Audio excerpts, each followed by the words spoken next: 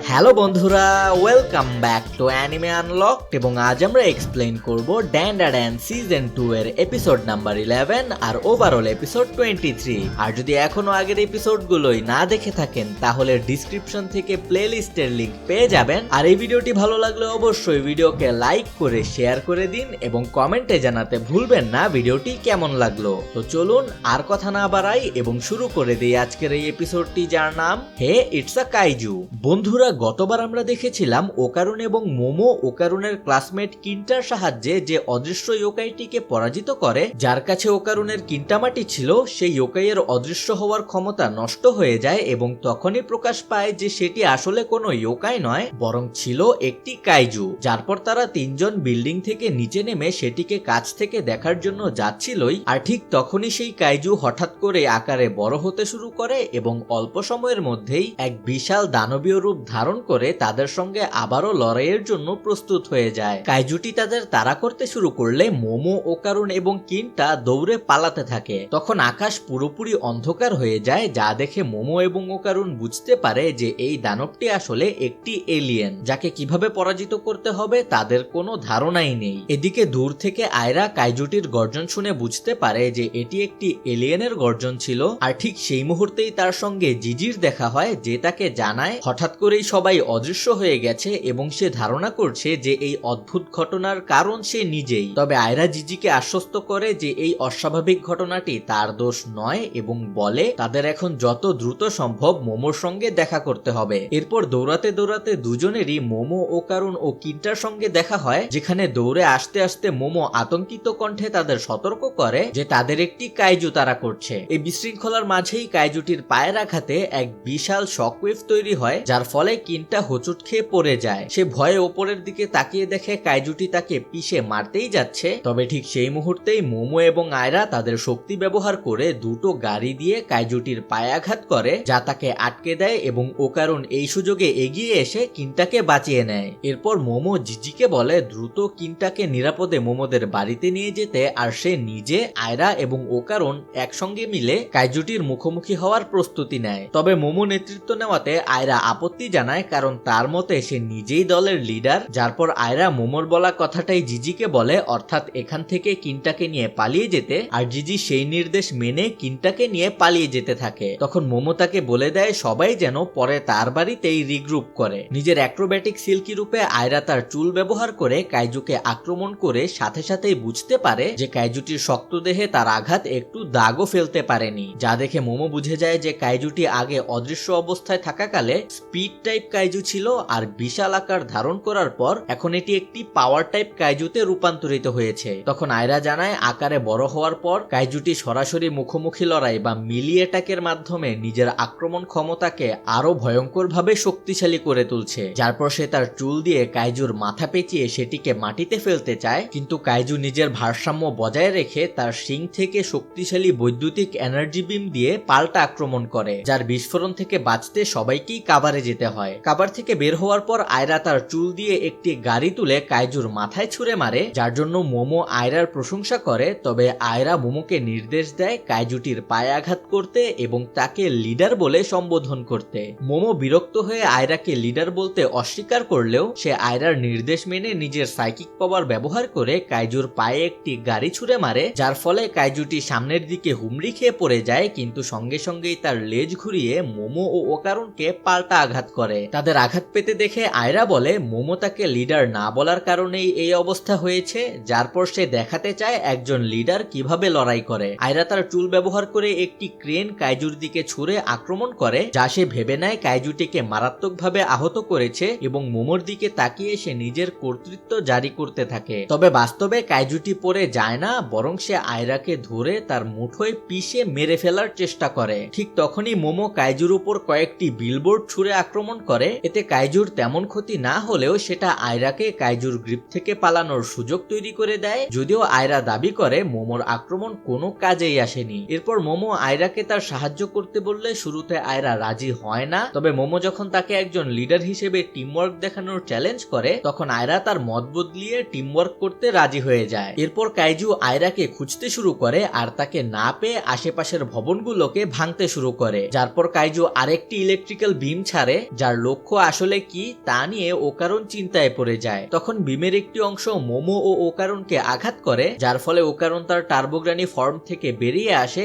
এবং মোমো বাধ্য হয়ে নিজের শক্তি ব্যবহার করে নিজেকে ও ওকারুনকে রক্ষা করে। সেই সময় ওকারুন ধারণা করে যে কাইজুটি হয়তো কোনো ডাইনোসরের বংশধর হতে পারে, যা মহাকাশে বেঁচে থাকার জন্য অভিযোজিত হয়েছে বা সেই পরিবেশের সাথে মানিয়ে নেওয়ার জন্য ইভলভ হয়েছে। আর তার ইলেকট্রিক্যাল এনার্জি বিম ও ক্যামোফ্লাজ সম্ভবত কোনো অজানা কসমিক এনার্জির রূপান্তরিত রূপ হতেও পারে। এই ধারণা থেকে ওকারুন মোমোকে বলে তারা কাইজুর লাইট সোর্স লক্ষ্য করে, অর্থাৎ তার শিং লক্ষ্য করে আক্রমণ করলে হয়তো এটিকে থামানো যেতে পারে। যা শুনে আয়রা কাইজুকে ডিস্ট্র্যাক্ট করার দায়িত্ব নেয় এবং বিম থেকে বের হওয়া প্রতিটি এনার্জির আঘাত এড়িয়ে নিখুঁতভাবে তা সম্পন্ন করে। সেই ফাঁকে মোমো তার সাইকিক পাওয়ার দিয়ে ইলেকট্রিক্যাল বিমটি ধরে সেটিকে উল্টো কাইজুটির দিকে ফিরিয়ে দেয়, যার আঘাতে কাইজুটি অনেক ক্ষতিগ্রস্ত হয় এবং সে মাটিতে লুটিয়ে পড়ে। এরপর আয়রা কাইজুটির কাছে গিয়ে আক্রমণের প্রস্তুতি নেয়, কিন্তু সে কাছে গিয়ে লক্ষ্য করে কাইজুটি সেখান থেকে উধাও, যা দেখে সে ধরে নেয় যে হয়তো কাইজুটি ভয় পেয়ে পালিয়ে গেছে। তবে মোমো তাকে জানায় কাইজুটি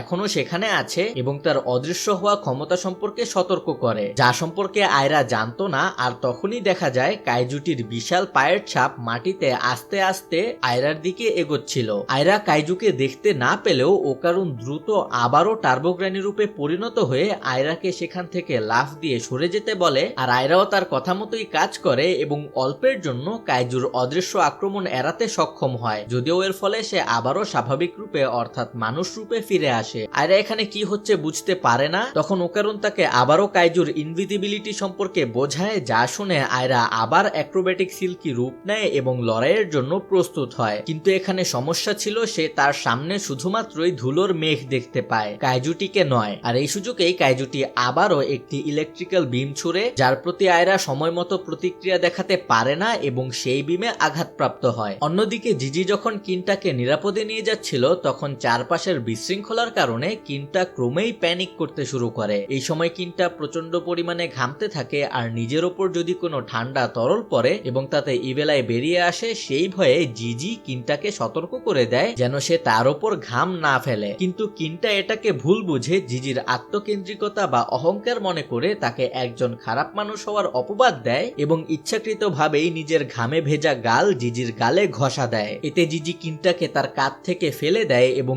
ইভেলাইকে বেরিয়ে আসা থেকে দমন করার চেষ্টা করে। সে সফলভাবে ইভেলাইকে দমন করার পর কিনটাকে আর এমন কাণ্ড না করার অনুরোধ করে, কিন্তু কিনটা তার অনুরোধ উপেক্ষা করে ইচ্ছাকৃতভাবেই নিজের ঘাম জিজির উপর ছিটিয়ে দেয়, যার ফলে মুহূর্তের মধ্যেই ইভেলাই বেরিয়ে আসে। যেহেতু ইভেলাই কিনটাকে চেনে না, তাই রূপান্তরের পরপরই সে আক্রমণাত্মক ভঙ্গিতে জিজ্ঞেস করে তার সামনে কে দাঁড়িয়ে আছে এবং হঠাৎ করেই জিজির ব্যাকপ্যাক দূরে ছুড়ে দেয়। এদিকে জিজির এই বদলে যাওয়া রূপ দেখে হতভম্ব কিনটা ভাবে জিজিও ওকারুনের মতোই কিনা, কিন্তু সে এটা ইভেলাইকে জিজ্ঞেস করলে ইভেলাই কোনো উত্তর না দিয়ে সেখান থেকে চলে যেতে শুরু করে। তখন কিনটা ইভেলাইকে জিজি ভেবে তাকে মনে করিয়ে দিতে চায় যেন সে কিনটাকে মোমোর বাড়িতে নিয়ে যায়, আর মোমোর নাম শুনেই ইভেলাই জিজ্ঞেস করে মোমো কোথায়, যার জবাবে কিনটা তাদের মোমোর বাড়িতে রিগ্রুপ করার পরিকল্পনার কথা জানায়। কিন্তু ইভেলাই এটাকে আবারও ওকারুনের সঙ্গে লড়াই করার ইঙ্গিত হিসেবে ধরে নেয় এবং উত্তেজনায় মোমোদের বাড়ির দিকে ছুটতে থাকে, আর কিনটা পেছনে পড়ে যাওয়া এড়াতে তার পিছু পিছু দৌড়াতে থাকে। এদিকে কাইজুটি যখন আয়রাকে শেষ করে দেওয়ার প্রস্তুতি নেয়, তখন ওকারুন তার ফুল থ্রটল ব্যবহার করে কাইজুর ডিরেক্ট আক্রমণ থেকে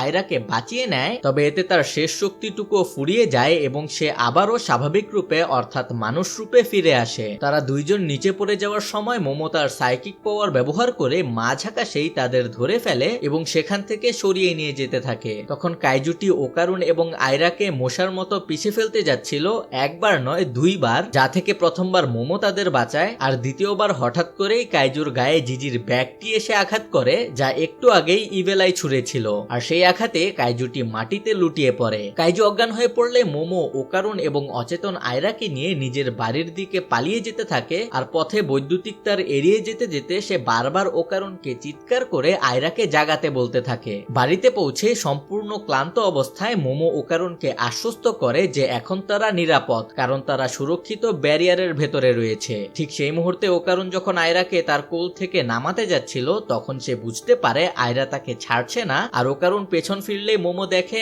আয়রা আসলে জেগেই ছিল এবং শুধু ওকারুনকে জড়িয়ে ধরে রাখার জন্য অজ্ঞান হওয়ার ভান করছিল। এতে এতে মোমো রেগে গিয়ে দুইজনকে আলাদা করে দেয় আর আয়রাকে বয়ে নিয়ে আসার অতিরিক্ত খাটুনি খাটানোর জন্য আয়রার সাথে রাগারাগি করে। তাদের এই বিরক্তির মাঝেই হঠাৎ করে ইভেলাই হাজির হয় এবং ওকারুনের সাথে লড়াই করার প্রবল আগ্রহ প্রকাশ করে। তবে ওকারুন তাকে জানায় আজ তাদের কোনো লড়াইয়ের সময়সূচি নেই, যা শুনে ইভেলাই ভীষণ হতাশ হয়ে যায়। তখন মোমো ওকারুনকে প্রস্তাব দেয় কাইজুর বিরুদ্ধে লড়াইয়ে ইভেলাইয়ের সাহায্য চাইতে, কিন্তু ওকারুন এই প্রস্তাব প্রত্যাখ্যান করে দেয়। সে বলে ইভেলাই কেবল তার সঙ্গেই লড়াই করার প্রতিশ্রুতি দিয়েছে আর ওকারুন ছাড়া অন্য কারোর জন্য তাকে ছেড়ে দেওয়া খুবই বিপজ্জনক, কারণ ইভেলাই অত্যন্ত আনপ্রেডিক্টেবল, অর্থাৎ সে কখন কি করবে তা বোঝা সম্ভব নয়। এরপর ওকারুন যখন সেইকোর কথা জিজ্ঞেস করে, মোমো জানায় যে সেইকো একটি টেলিভিশন শোর জন্য বাইরে গেছে। আর তখনই মোমো উপলব্ধি করে যদি শুধু তারা দুইজনই অর্থাৎ আয়রা এবং মোমো লড়াই করে তাহলে পরিস্থিতি সত্যিই ভয়াবহ হবে, কারণ ওকারুন তার ফুল থ্রটল দুইবার ব্যবহার করাতে সে আপাতত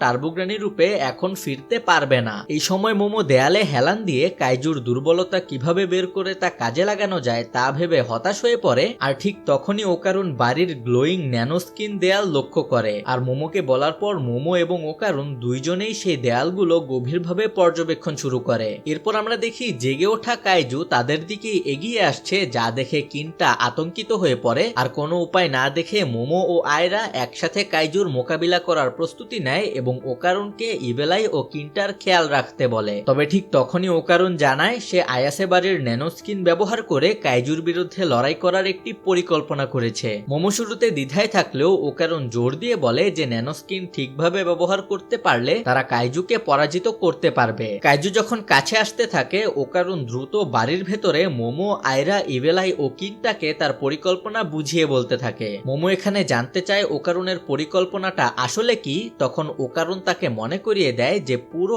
আয়াসে বাড়িটাই এখন তৈরি ন্যানো স্কিন দিয়ে, যা ultra high density nano machine দিয়ে বানানো এবং ইমাজিনেশন বা চিন্তার মাধ্যমে এগুলোকে যে কোনো রূপ বা আকার দেওয়া সম্ভব। এরপর পুরো আয়াসে বাড়ির ন্যানো স্কিন ব্যবহার করে ওকারুন সেটাকে কাইজুর সঙ্গে লড়াই করার মতো একটি অস্ত্রের রূপ দিতে চেষ্টা করে, কিন্তু বড় ও শক্তিশালী কিছু কল্পনা করতে গিয়ে তার নিয়ন্ত্রণে ঘাটতি দেখা দেয় আর ন্যানোস্কিন ঠিকভাবে নিয়ন্ত্রণ করতে না পারায় পুরো বাড়িটাই তাদের ওপর ভেঙে পড়ার মতো অবস্থা তৈরি হয়। যে পরিস্থিতি আরো খারাপ করে আয়রা, যে ওকারুনকে জড়িয়ে ধরে তাকে ডিস্ট্র্যাক্ট করতে থাকে। তখন বিপদ বুঝে কিনটা ওকারুনকে বলে যদি আসল চাবিকাঠি শুধু ইমাজিনেশন হয় তাহলে সে নিজেই কিছু বানাতে পারবে, কারণ সাইফাই বিষয়গুলো বিশেষ করে ন্যানো মেশিন কিনটার নিজস্ব দক্ষতার ক্ষেত্র। আর সিরিজে এখানেই কিন্তু প্রথমবার যেখানে কিনটার নাম আসলে প্রকাশ পায়। এত সময় মোমোতাকে পারভার্ট বলেই ডাকছিল। যাই হোক, কিনটা ভিজুয়ালাইজেশনের নিয়ন্ত্রণ নেওয়ার পর চিন্তা করতে শুরু করে, যার পর একটি রূপান্তর প্রক্রিয়া শুরু হয় এবং তারা সবাই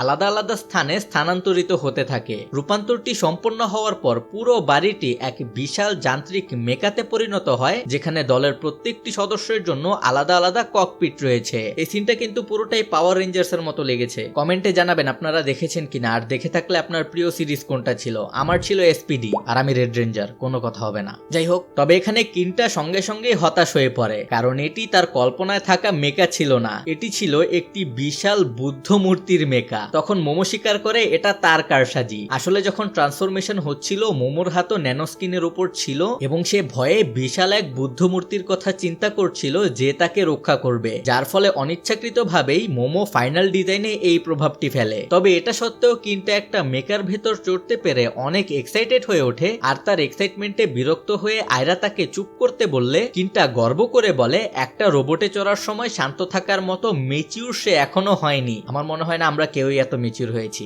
যাই হোক, এরপর কিনটা সেই মেকার নাম দেয় দ্য গ্রেট কিনটা বোধিসাত্ত্বা জেটা ভার্সন। ঠিক বললাম কিনা জানি না, স্ক্রিনে দিয়ে দিব। তবে এখানে কাইজুর বিরুদ্ধে আক্রমণ শুরু করার ঠিক আগে মোমো একটি গুরুত্বপূর্ণ প্রশ্ন তোলে, এই মেকাটা আসলে তারা চালু কিভাবে করবে? আর এখানেই এপিসোডটি শেষ হয়ে যায়। তো বন্ধুরা, এটাই ছিল সিরিজের সেকেন্ড সিজনের এপিসোড 11 এর এক্সপ্লেনেশন। আশা করি আপনাদের ভালো লেগেছে। আর মাত্র সিজনে একটি এপিসোড বাকি, মানে আমরা প্রায় এই দুর্দান্ত অ্যানিমের সিজন 2 এর প্রায় শেষে চলে এসেছি। এই ভিডিওটা আপ হওয়ার সঙ্গে সঙ্গে আমি এই চ্যানেলে পরবর্তী কোন সিরিজটা এক্সপ্লেন করব সেটা নিয়ে একটা পোল শুরু করব, আর সেই পোলের লিঙ্কটাও আমি কমেন্টে পিন করে দিব। সেখান থেকে গিয়ে অবশ্যই ভোট করবেন আপনারা পরের কোন অ্যানিমের এক্সপ্লেনেশনটা দেখতে চান। আর হ্যাঁ, পোলের নামগুলো আমি আপনাদের রিকোয়েস্ট অনুযায়ী সাজিয়েছি। মনে রাখবেন, পোল শুরু হওয়ার এক সপ্তাহের মধ্যে ভোটিং শেষ হবে, কারণ অ্যানিমেগুলো আমার আবারও দেখতে হবে এবং সেই অনুযায়ী ভিডিওগুলো তৈরি শুরু করতে হবে। তো আর দেরি না করে কোন অ্যানিমে দেখতে চান সেটিতে ভোট দিয়ে আসুন। আর যদি এই ভিডিওটা ভালো লেগে থাকে তাহলে অবশ্যই আপনাদের অ্যানিমে লাভার বন্ধু আর ফ্যামিলির সাথে শেয়ার করে দিন। আর যদি আপনি চ্যানেলে নতুন হয়ে থাকেন এবং